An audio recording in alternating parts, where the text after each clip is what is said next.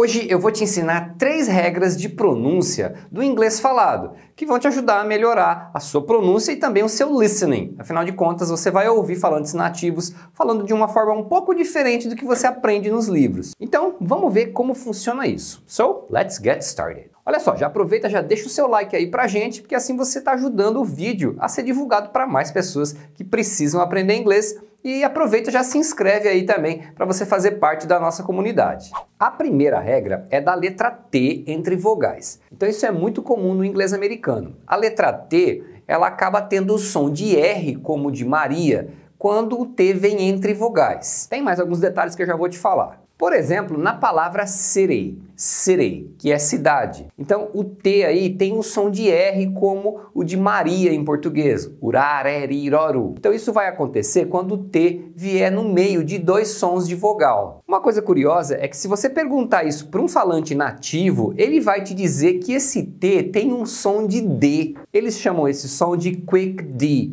porque é um D rápido. Para você entender por que acontece isso, é porque a letra T e a letra D são articuladas no mesmo ponto. Então, se você falar, por exemplo, pato, se você prestar atenção onde você coloca a língua para falar o T do pato, aí você fala a palavra dado. Presta atenção onde você coloca a língua. Então a articulação do som é no mesmo ponto. A diferença é que o D é um som chamado de voiced, porque você usa as cordas vocais, e o T é um som voiceless, que você não usa as cordas vocais para produzir esse som. Em algumas palavras, eles fazem o som do D bem rápido. Então ao invés de pressionar a ponta da língua ali antes dos dentes superiores, eles só dão uma batidinha. Da mesma forma que a gente faz o R de Maria. Quando você fala Maria, caro, presta atenção onde você põe a língua para falar esse R. A gente dá uma batidinha rápida da língua nesse ponto aí, logo atrás dos dentes superiores. É a mesma coisa que eles fazem no caso da letra D, porque para eles o R não tem esse som, tem outro som diferente. Como essa pronúncia é um som reduzido do som normal da letra T, então ela vai acontecer quando não é a sílaba tônica da palavra. Até por isso que está sendo reduzido. E na prática, para nós, é como se você falasse um R ali. Então você tem beautiful, beautiful,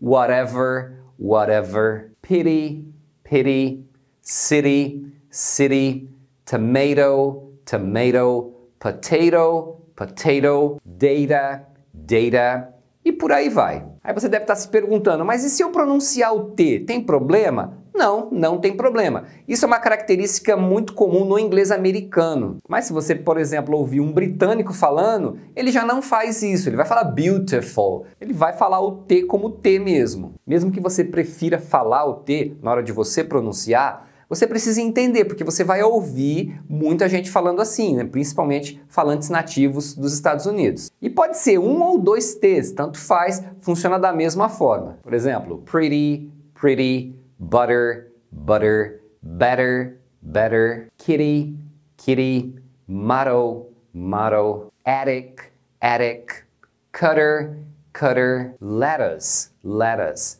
battery, battery. E eu vou deixar a tradução do vocabulário que eu estou usando aqui nos exemplos. Se tiver alguma palavra que você não conhece ou não lembra, dá uma olhada aí na descrição do vídeo. Então, essa mudança no som do T vai acontecer quando o T estiver entre 2 vogais ou entre o R e uma vogal. Então isso também acontece com palavras como party, party. Então tem o R, o T e depois um som de vogal. Então também nesse caso o T acaba sendo reduzido. Dirty, dirty, 30, 30, quarter, quarter, property, property, shortage, shortage. Então, normalmente é assim que você vai escutar falantes nativos dos Estados Unidos falando essas palavras. Principalmente essas que têm o R, costumam ser um pouco mais difíceis para falar. Então, se você falar o T, como eu falei, não tem problema. Mas é importante que você treine para poder entender quando você ouvir. Isso pode acontecer também entre palavras de uma frase. Então, às vezes, uma palavra termina em T, a próxima começa com vogal,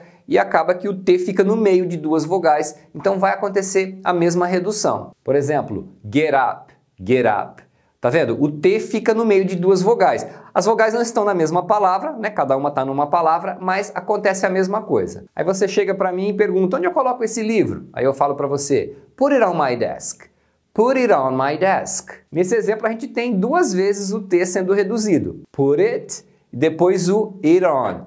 Put it on my desk. Coloca ele em cima da minha mesa. E no inglês falado é muito comum acontecerem essas reduções. Existem várias reduções, junções que eles fazem quando falam naturalmente no dia a dia. E se você quiser aprender todas essas reduções e junções que acontecem no inglês falado, em breve a gente vai abrir as inscrições para o curso Spoken English, que é um curso onde eu ensino todos esses detalhes. Se você quiser saber mais sobre esse curso, é só você acessar o nosso grupo VIP do WhatsApp, tem um link aí na descrição do vídeo. É só entrar no grupo e aguardar que em breve eu passo mais informações por lá. Agora vamos para a segunda regra, que também é do T. Aliás, o T é uma letra que eles acabam omitindo muito ou mudando o som, porque é uma letra que acaba diminuindo um pouco a velocidade de fala, né? É uma letra que obstrui bastante o fluxo da fala. Essa segunda regra acontece quando você tem a combinação NT. Então, se você tem uma palavra com T e antes do T tem o N, normalmente o T vai ser omitido. Então, oficialmente é para ser pronunciado. Se você consultar um dicionário online, por exemplo, você vai ouvir a pronúncia com o T. Mas no dia a dia, as pessoas quase sempre vão omitir esse T. E o motivo é que o N e o T também são articulados no mesmo ponto. Então, você vai falar duas palavras que têm articulação muito próximas. Isso acaba dificultando um pouco. Você acaba tendo que diminuir a velocidade para poder pronunciar esses sons. Se você falar, por exemplo, na e tá, você vai ver que você coloca a ponta da língua no mesmo lugar. Então, quando você tem uma palavra que tem o N e o T juntos, acaba sendo um pouco enrolado de falar, por isso que eles omitem. Por exemplo, a palavra international, você pode falar international, mas naturalmente eu acabo tendo que falar um pouco mais devagar para poder pronunciar o N e o T. No dia a dia, você quase sempre vai ouvir eles falando international, international. Assim parece que flui melhor. Mesma coisa com counter, counter. Se você falar counter, não está errado. Porém, é muito mais natural as pessoas falarem counter. Advantages, advantages. Internet, internet. 70, 70. Winner, winner. Eu sei o que você deve estar pensando. Winter fala winner, igual vencedor? Pois é, acaba ficando com a mesma pronúncia. Interview, interview. 20, 20. É muito comum acontecer isso também nos auxiliares negativos. Por exemplo, don't. Tá vendo? Tem o N e tem o T. Não está errado você falar don't, mas você vai perceber que é muito comum eles não pronunciarem o T. Eles falarem até o N. Don't. I don't know. Ao invés de falar I don't know. Pode prestar atenção, na maioria das vezes eles não vão pronunciar esse T quando for esses auxiliares negativos. Então você vai ouvir, por exemplo, didn't, didn't, ao invés de didn't, que você percebe que é mais complicado de falar até o T. Isn't, isn't, wasn't, wasn't, can't, can't. Você deve estar pensando, mas can? Como é que eu vou saber se é can afirmativo ou can't negativo? Porque acaba soando igual. Na verdade, tem um pequeno truque, que quando é negativo, você ouve bem claro a palavra can. Então, se você ouvir can com bastante clareza, na verdade você está ouvindo o negativo. Porque quando é afirmativo, eles reduzem o can. Então você ouve um som de can. Por exemplo, I can do it, I can do it. Eu consigo fazer isso. Tá vendo? I can do it. Agora, se fosse negativo, eu não consigo fazer isso, I can't do it, I can't do it. Então, fique esperto quando você escutar o can. Terceira regra de pronúncia também do T, hoje só vamos falar do T, é que o T também é omitido quando você tem ele no meio de uma consoante e do S. Isso acontece de uma forma bem curiosa. Por exemplo, se você pegar a palavra fact, que significa fato, fact, você pronuncia o T. Agora, se for plural, fatos, vai ser facts, né? Vai ter um S aí do plural. Nesse caso, que o T vai ficar entre uma consoante e o S, que foi acrescentado aí por causa do plural, eles acabam não pronunciando o T. Então você vai ouvir a palavra como facts, facts. Fica mais fácil de falar, né? Então olha que interessante. No singular é fact, você fala o T. Agora no plural, você não fala o T, facts. You can't deny the facts. You can't deny the facts. Você não pode negar os fatos. Tá vendo? Can, já omiti o T do can't.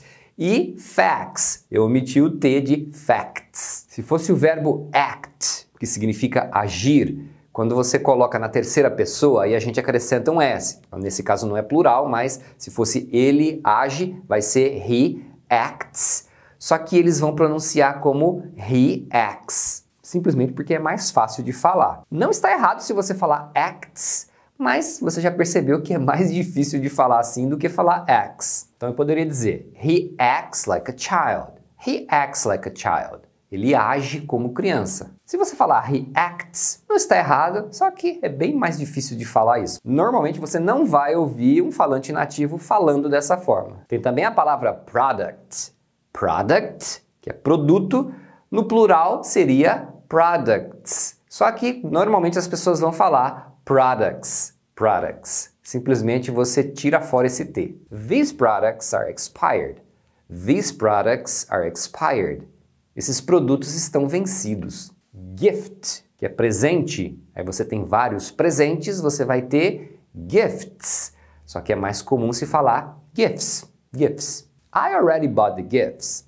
I already bought the gifts. Você consegue lembrar algum outro exemplo dessas 3 regras? Então deixa aí nos comentários pra galera. E falando ainda de pronúncia, eu vou deixar aqui do lado um vídeo que eu fiz um teste de pronúncia. São várias palavras que geralmente as pessoas se confundem na hora de pronunciar ou pronunciam errado. Então faz esse teste e depois me diz lá como é que foi. And that's it for now, guys. Thanks for watching and I'll see you next time.